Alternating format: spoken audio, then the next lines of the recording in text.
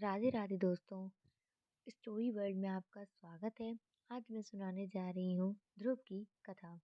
एक बार की बात है, राजा उत्तनपाद थे और उनकी दो रानियां थीं। एक रानी का नाम सुनीति और दूसरी रानी का नाम सुरुचि था। सुनीति बड़ी रानी और सुरुचि छोटी रानी थी।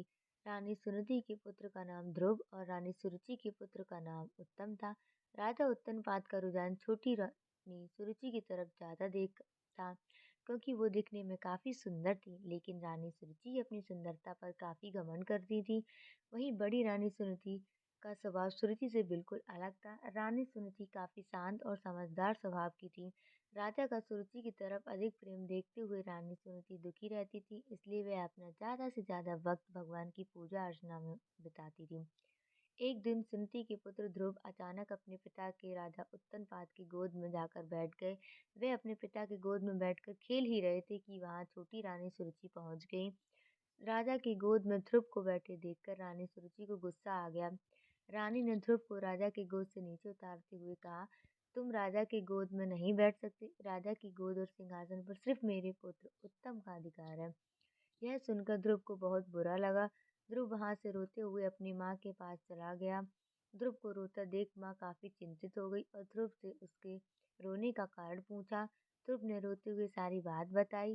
ध्रुव की बात सुनकर माँ की आंखों में भी आंसू आ गए। ध्रुव को चुप कराते हुए सुनीति ने कहा, भगवान की आराधना में बहुत शक्ति है। अगर सच्चे मन से आराधना की जाए तो भगवान से तुम्हें पिता की गोद और सिंहासन दोनों मिल सकते हैं। माँ की बात सुनकर ध्रुव ने निर्णय कर लिया कि वह सच्चे मन से भगवान की आराधना करेंगे। ध्रुव ने अपने महल से भगवान की प्रार्थना करने जंगल की तरफ निकल पड़े। उन्हें रास्ते में ऋषि नारद मिले। छोटे से ध्रुव को जंगलों की तरफ देखते देख नारद ने उन्हें रोका। नारद ने उनसे पूछा, तुम जंगलों की तरफ क्यों जा रहे हो?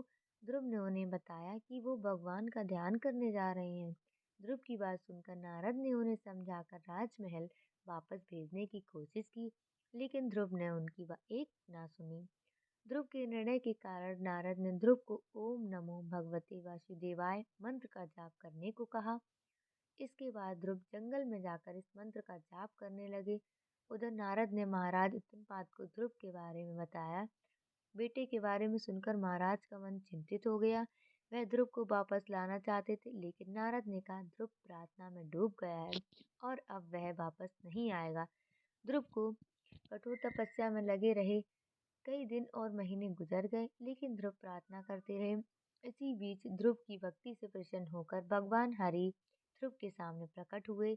भगवान हरि ने ध्रुव को वरदान देते हुए कहा, तुम्हारी तपस्या से हम बहुत प्रसन्न हैं। तुम्हें राज सुख मिलेगा, साथ ही तुम्हारा नाम और तुम्हारी भक्ति हमेशा के लिए जानी जाएगी। यह कहकर भगवान ने ध्रुव को राजमहल की तरफ भेज दिया।